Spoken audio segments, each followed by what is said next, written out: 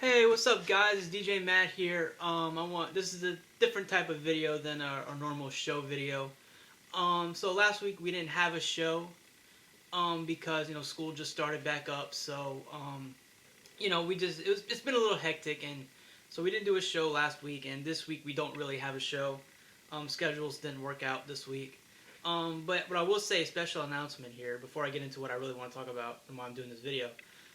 We will be in the station. We will be doing our show live on the radio pretty soon. We're getting close. Hopefully within the next week or two, we'll be in there doing the show live on radio, and the full show on the radio show will be here on the YouTube. So that's cool. So we're excited about that, to finally be able to be back in the studio, because we miss it, man. I mean, honestly, there's nothing like radio, man. Radio is so fun, and this is kind of like a hybrid of our show, right? Like the Zoom shows and all that are cool and all, and they're great, but it's not like it's really not like the radio. Radio is just different. It's a different animal, and I think it's more fun and more enjoyable than just doing it over Zoom. And and we'll be in person doing it too, which is even better. So whenever I know dates and times of when we're officially back in the studio, I will let you guys know, obviously. But we're getting close. We're getting very close. So I don't know if we're gonna try to do a show next week, whether we're in the studio or not. We're gonna try to do a show next week. It's just these last 2 weeks have been kind of hectic because of school starting back up, and our schedules are really busy right now. But the show's not going anywhere. We're gonna be back, and so get ready for that. But the reason why I wanted to do this video is, since we didn't do a show last week and we didn't really do one this week, is I haven't had a chance to give you my thoughts on the Pelicans and their misfortunes, I guess if you can put it that way, of them not making the playoffs and kind of crapping the bed in the bubble, and obviously Gentry being fired, and the draft lottery was last night too. So my thoughts on that. So that's kind of what this video is about. It's mainly just me talking about the Pelicans and what they should do this offseason and all that stuff. So the first thing I want to get to is, let's talk about Gentry. That's really the thing that I wanted to talk about last week or whatever it happened. But so here's the deal. I'm really on the fence about it. I don't know. I don't know how to feel about it, because I mean, there's a good argument for why you should keep him. He had 1 year left on his deal, so they could have kept him for 1 more year, then got rid of him. But because they have to pay him that money anyway. I think it was like $7 million or something. They have to pay him that anyway, so you might as well just could have kept him. But you can make an argument for keeping him, and I can see the argument for letting him go. I really can. I'm really on the fence about it. And the thing I will say is, the Pelicans' misfortunes in terms of how they played, how they performed, and in his tenure in New Orleans, I don't really put on him. If you recall, when we had AD, right? We mishandled AD, I think, throughout his first parts of his career. We didn't always surround him with the best talent. It wasn't until like 2018, I think, where we made that DeMarcus Cousins trade, and we traded Buddy Hield, who, Buddy Hield has become a really good player for the Kings. So I kind of wish we would have kept Buddy Hield around. But it was a good trade in theory that Dell Demps made, but it was a last-ditch effort to try and make New Orleans a winner. When you realized, oh no, I might get fired, I need to put a team together that might actually compete for something. So he made that trade, and and then obviously with Cousins getting hurt, that was one of the most important injuries, I think, in modern NBA history, because it kind of changed the landscape of the NBA. Think about it. If Cousins didn't get hurt, I think Cousins would still be in New Orleans. We would have re-signed Cousins, and AD would still be here. We probably wouldn't have Zion, but we still might be okay. So that injury kind of just changed everything, and Cousins really hasn't fully recovered from those injuries. So it was a good idea in theory that Dell Demps did. It just didn't work out the way we wanted it to. The experiment, Boogie and AD played really well together when they were healthy, and it was great. So, but my point is, with the Cousins injury, is that throughout Alvin Gentry's tenure, the team has just been riddled with injuries. It's always been, the Pelicans have been just an injury-prone team, like for the last 5 years. Like I said, I keep bringing this up, and why I don't trust the Lakers that much. And we'll get into that when we get in the studio and talk more about the playoffs in depth. But AD's always hurt. AD always finds a way to get hurt. He's an injury-prone player, and that kind of screws over the team. like Alvin Gentry has never had his best players on the court at the same time all the time. Like there's always somebody hurt, So he's never had a chance to really put a full team out on the court every season. Like he never got through a season where you can say, well, I mean, we had a full team healthy, we should have won. Nah, the team was always hurt. So I don't blame Alvin Gentry for us not winning a lot because I think we had a bad front office with Dell Demps, and we just had injury-prone players. There's nothing you can do about it. I mean, it's just Gentry was kind of put in a bad spot, I guess you could say. The one thing I will say is his style of play. Yeah, it's not the best. It's not the most efficient way, especially with a young team. I think with the style he plays, he wants to play fast, run in transition, that type of stuff. Score a lot of points.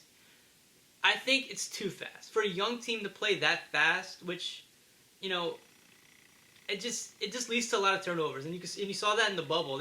A young team, a lot of turnovers, play too fast for their own good. I think if he had more of a veteran team instead of a young team that knows how to take care of the ball, I think that system works, honestly. But because we had such a young team that is still learning to take care of the ball, and it's just, it was just too fast of a pace. I think whatever coach the Pelicans decide to hire this offseason, they need to find somebody that obviously plays with a good pace, because with Lonzo and Zion, you want to play a little fast, especially in transition. You want to get the ball down the court, because Zion's going to be a monster in transition. I mean, we all know this. And Lonzo with the alley-oop passes, that's the bread and butter really of Zion and Lonzo's game really.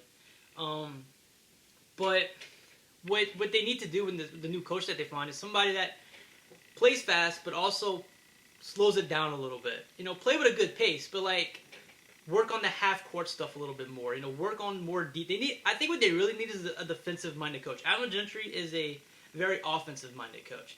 If they had somebody that would come in and prioritize defense more and teach defense, especially because this team is really young, like Zion is a better defender than what he's shown so far. And I think it's because Alvin Gentry is so more focused on offense than defense. And I think New Orleans has capabilities of being a great defensive team. I mean, Drew Holiday is one of the best defenders in the league.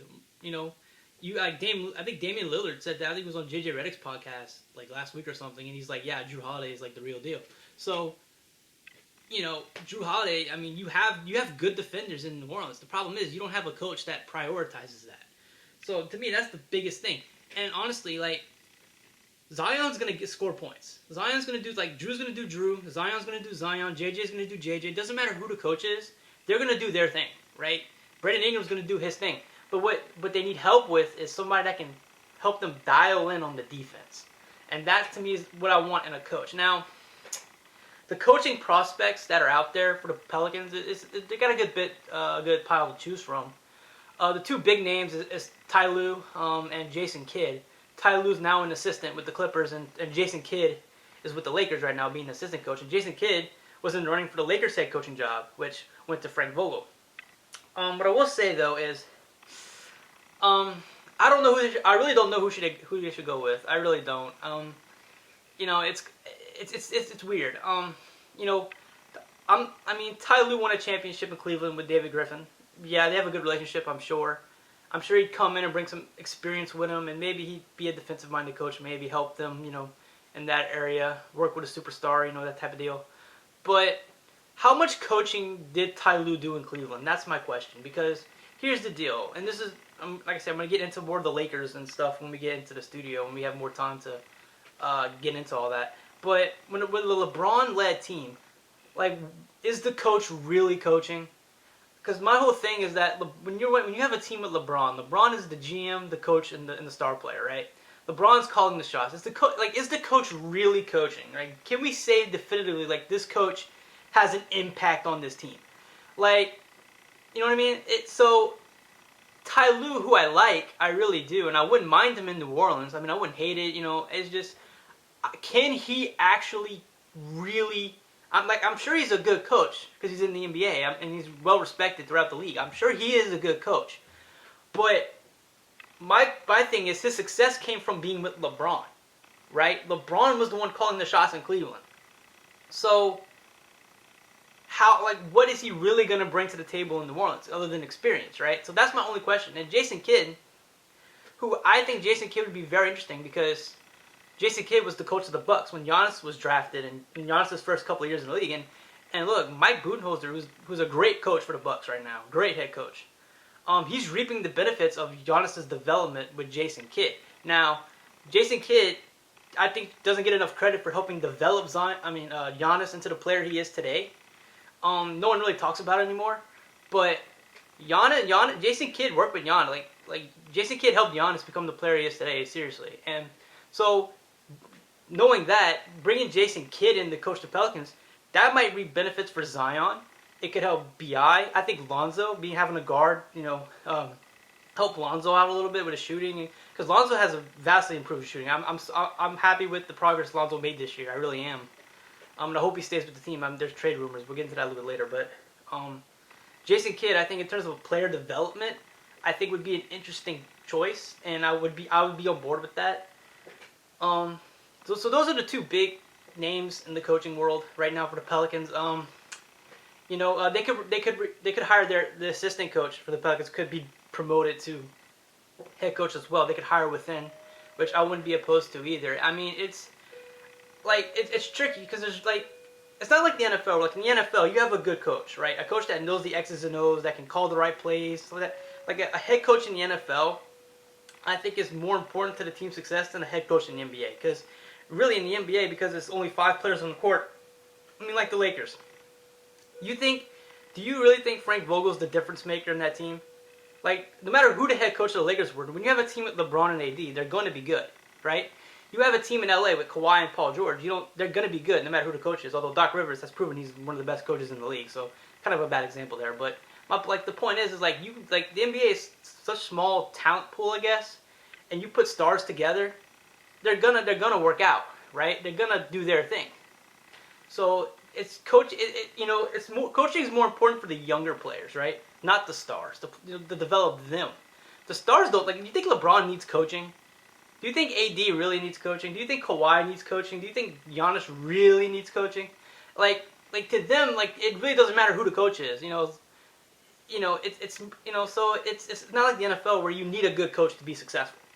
You can't have a Jason Garrett, as your coach, or a Freddie Kitchens for that matter. So you need to have a good coach to be successful in the NFL. In the NBA, you don't really need that good of a coach. You need a coach that's obviously, you don't want an incompetent coach, but you want a coach that's just good enough to. So I don't know what they should do with the coaching thing. I really don't. I understand why they fired him, but I also wouldn't have been upset if they would have kept him, because he had 1 year left on his deal. He just had 1 year left. Like, after next year, I say give him a chance to have a healthy team on the court. Because I think next year the Pelicans will remain, hopefully, knock on wood, that they remain relatively healthy, that Zion does lose a little weight, and he gets going. I think give him a chance to coach a healthy team. I think that'd have been fair, and he had 1 year left. And if the team was healthy and they didn't do good, okay, yeah, that makes sense. Let him go, right? But so it was kind of unfair in that regard. But you know what? I trust David Griffin. I do. The moves he's made so far, I think, have been good. Nothing egregious, nothing crazy. All the moves seem to have made sense so far. So we just have to keep trusting him, I think. So that brings me to my point, especially with the draft lottery, because we'll talk about that. So the draft lottery was last night, and so the Timberwolves. Thank you, Timberwolves. Got the number 1 pick. Warriors got number 2. We don't need the Warriors getting a number 1 pick. I mean, they're gonna be good next year. No matter what they get, they're probably gonna trade that pick, the number 2 pick. The Warriors will probably trade that pick for what? For who? For Giannis, maybe? I don't know. But so anyway, so the Pelicans ended up getting the 13th pick. And here's the deal. This offseason is very, very, very important, I think, for the future of the Pelicans and their success. The moves they make this offseason, I think, will decide whether or not we become contenders or pretenders, right? And the thing I want to iterate here is that the Pelicans need, because right now Zion's not really that happy with the team, I think, because the way they handled his minutes in the bubble, the restrictions he had on him. Zion is probably not that happy of a camper right now, which is understandable. He's young and he's dynamic, explosive. He wants to play. He didn't really get a chance to play, so I would say he's kind of frustrated right now. I mean, it's understandable. It's completely understandable. I mean, I don't blame the organization for being safe with him, but we had a chance to make the playoffs, and we kind of crapped the bed in that area. But it is what it is. But so I think Zion this offseason is going to work hard. I think he's going to work with the trainers, lose some weight, some more weight, add more muscle maybe, and I think he's going to be great next year. But here's the thing. So this draft class is not like last year's draft class. This year's draft class is kind of weak. I think it's very top heavy. There's only like 4 guys that are, people are really looking towards. So like you have guys like Lonzo's brother LaMelo, who people are saying might be the top prospect in the draft. So you have LaMelo Ball, Anthony Edwards from Georgia, James Wiseman from Memphis, and you have Obi Toppin from Dayton, who are really the top 4 guys in the draft. So if you didn't get a top 5, top 4 pick, the rest of the draft, it's kind of up in the air of who's going to be good in the league, who's not. It's really unsure, especially with March Madness not happening because of the virus. We weren't able to see these kids in like a very competitive atmosphere in terms of the tournament, because March Madness tournament is one of the best college things ever. Like March Madness is great. I love March Madness, and that's the only college basketball I really watch. Because I think cause the rest of the season, other than the Duke North Carolina games, everything else is kind of whatever. But so March Madness is important, especially for draft stock players to raise their draft stock, and nobody had that chance to do it. So the Pelicans have the 13th pick, and like I said, it's not that great of a draft class other than those 4 guys that I named. Who else? Who are you really gonna pick? And the Pelicans have 4 picks in this draft, I believe. So they have 3 second-round picks and they have 1 first-round pick, the 13th pick. If I'm New Orleans, I'm trading that pick. I'm looking to trade that pick. I'm looking to get an established player. I'm looking to get a player that I know can contribute right away, a veteran-type player. Not I don't want to take a chance. I mean, I'm not saying these rookies in this draft class can't be good. It's just we don't know a lot about them because they didn't get a chance to play because of the virus. I think having March Madness would have definitely benefited everybody, like everybody. In terms of, okay, here are the top prospects, right? So with that being in mind, we don't know what some of these kids are like, especially in those like playoff atmospheric type things, So if I'm the Pelicans, I'm trading that pick. I mean, if you could trade up within the first 5 picks, if someone's willing to do that, trade up and get LaMelo, get James, get Anthony, get Obi, If you could do that, okay, fine. But if I'm them, I'm trading out of that first round. I'm getting us an established player. I'm getting somebody that I know that can contribute like that, Instead of really taking a risk on this draft, So the draft, I'm not looking for the Pelicans to really get any difference makers. And I'm not saying there's not a diamond in the rough. There definitely could be. I'm not saying that nobody in this draft is going to be good. I mean, because it's just right now it just doesn't. It's not a very attractive class. It's not like last year's draft class when you had Zion, Ja, you had RJ, you had Tyler Hero, Kendrick Nunn. You had it was a deep class. You had Jackson Hayes, Nikhil, even. It was a really decent class last year, really deep class, and this year it just doesn't seem that way. So the Pelicans are not going to get much help in the draft, I don't think. What they're going to have to do is work the trades and work free agency. The big area, and this is where I think we need to change, is we need a center that can score. Now, I love Derek Favors. He's other than Drew, he's probably the best defensive player on the team. All right? The problem is he doesn't score. So you have 5 guys on the court. 4 of those 5 guys can score pretty easily. Right? Can score, pretty much when they want to. Favors doesn't really score. You're lucky if he gives you 10 points, right? So when the shots aren't falling from the 3-point line, you have to go in the paint. Who's in the paint? Favors. He doesn't score. He's not a prolific scorer, right? Derek Favors was a bench player in Utah. He was playing behind Rudy Gobert, right? So he comes to New Orleans, he's a starter. So he's a bench player playing as a starter, right? And Jackson Hayes is still kind of young to ascend to the starting role, to be the kind of center we need. I think Jackson Hayes is the center we need, the type of center we need, a guy that can score and play, but he still needs to develop. He's not there yet, right? Give it another season or 2, and Jackson Hayes, I think, will be there. But for right now, you need to get a veteran center that can not only play defense like Derek Favors can, but can score. Like, if you recall last offseason, when free agency was coming around, Al Horford was a name that I was hearing that the Pelicans might go after. And I was like, perfect, because Al Horford can defend and he can shoot, right? And it's a spacing issue for me. Zion, I think the paint is too crowded for Zion. Zion is in a crowded paint because Derek Favors doesn't play the perimeter game. So he's in the paint. It's crowded. Zion doesn't have enough space to really do his thing, I feel like. And, or for other guys to drive in the hole. Like, I think Favors is kind of just there, you know? And I'm going to reiterate, I like Favors. I like him a lot. He's very important to the team, and his defense is great. Like, I want Favors on the team. Don't get me wrong. But not as a starter, not as the guy that I'm going to trust to score points. We need a center that can score. Like Al Horford, a guy that can shoot the three and defend.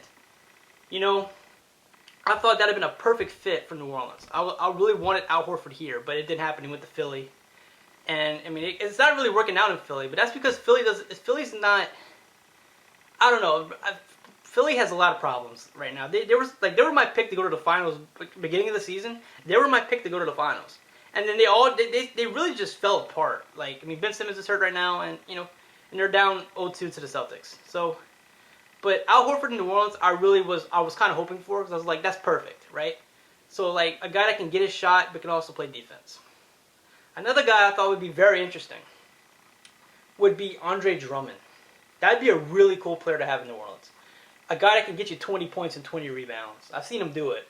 He's not necessarily a three-point shooter like Horford is, but he scores. Andre Drummond can score. I don't know what his averages are. I don't have the stats in front of me, but he scores more than Favors does. That's for sure.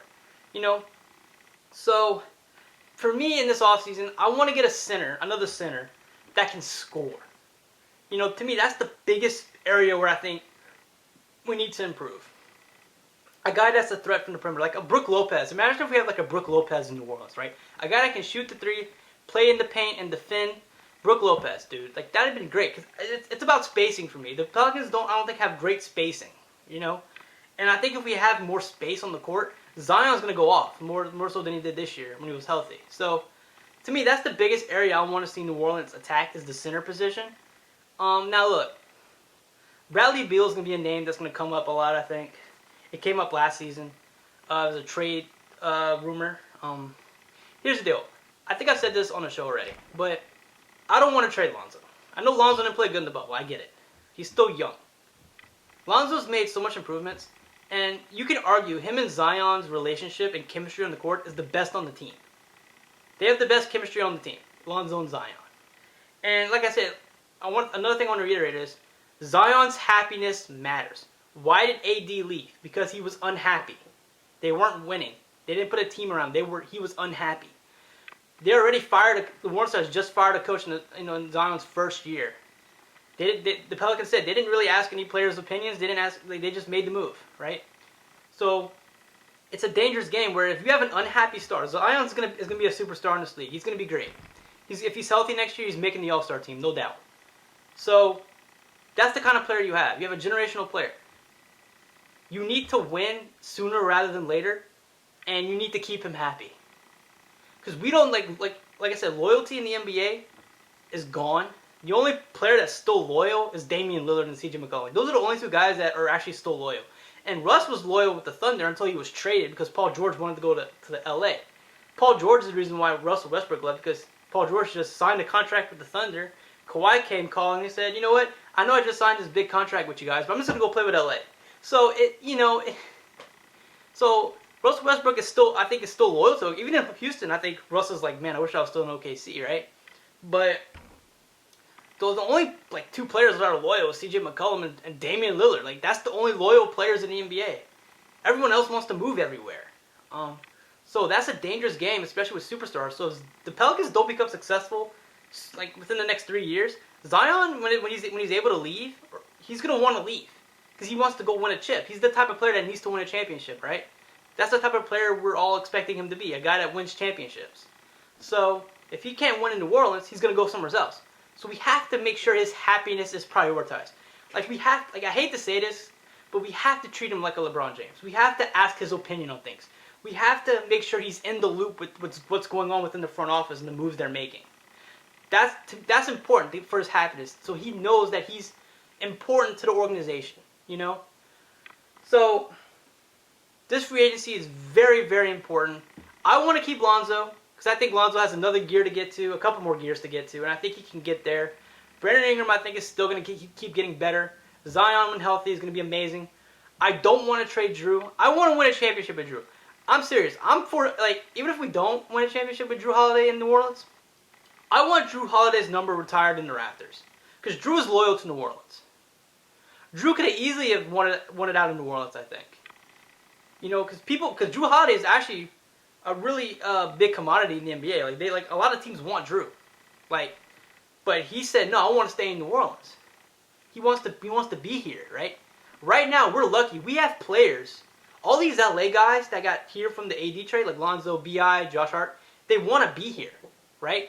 We're going to give B.I. the max. Like, B.I. is a restricted free agent this year. Teams are going to offer him money. Pelicans are going to match it. Brandon Ingram wants to be here. Brandon Ingram literally wants to be here. It's a quiet. I mean, New Orleans is not really a quiet city, but in comparison to LA, New Orleans is not as loud as the city as LA is. You can be in peace a little bit more in New Orleans as if you're an athlete, right? You know, so that's why not a lot of distractions, I should say. So B.I.'s gonna keep getting better. Lonzo's keep getting better. Zion's gonna improve. Jackson Hayes, like I said, I think is gonna turn into the center we need in the next 2 or 3 years. J.J. Redick is an amazing shooter. Keep him around. He has 1 more year left on his deal. You know, so this offseason is important. It's very important for the success of New Orleans moving forward, especially in the distant future. Within the next 2 or 3 years, we need to be making deep playoff runs. Because I'm telling you, if we don't do that sooner rather than later, Zion's gonna get aggravated more so than he is now. I'm not saying he's not happy to be here, but the way the team played in the bubble and the way the situation was handled with him leaving the bubble and having restricted minutes, he wasn't pleased with it. You know, you could tell it bothered him, and it would bother anybody. It's completely understandable. I don't blame Zion for being upset. But this next season, we gotta go. We gotta make the playoffs next year. No excuses. No matter who the coach is, no matter who we get, we have to make the playoffs. We have, like, this year we had a playoff roster. If everyone was healthy throughout the whole year, we would have been in the playoffs without question. We'd have been in the playoffs. That's not even a question. Like, we weren't in the playoffs if everyone was healthy. We have a playoff roster, right? See, when Portland was hurt all year, that's why they were out of the AFC. They were in the hunt for the playoffs. Everyone was hurt. Everyone came healthy. Look what Portland's doing in the playoffs. They just beat the Lakers the other night, right? Damian Lillard is going off. The team is doing really well because everyone's healthy. So a healthy New Orleans team, to me, is kind of like a healthy Portland team where we can win a lot of games, right, with this roster. There's just a couple tweaks we need to make. Once we make those tweaks, we should be ready to go.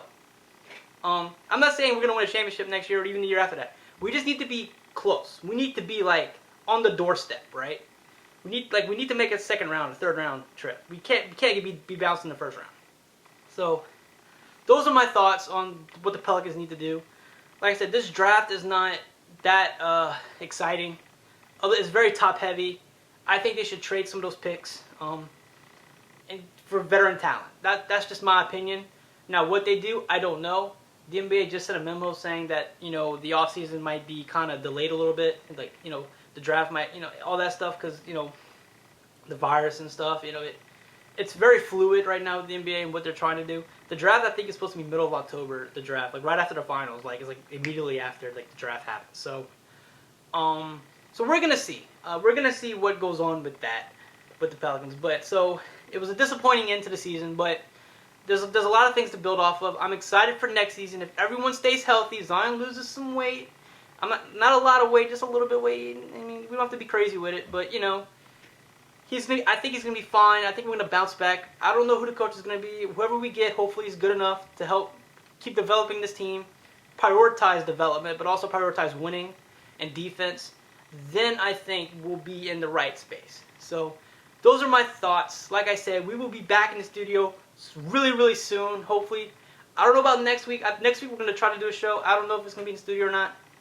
But hopefully, within the next couple of weeks, I think we will be in the studio. So the shows are going to be a little different, and we'll be on live on the radio, which is going to be awesome.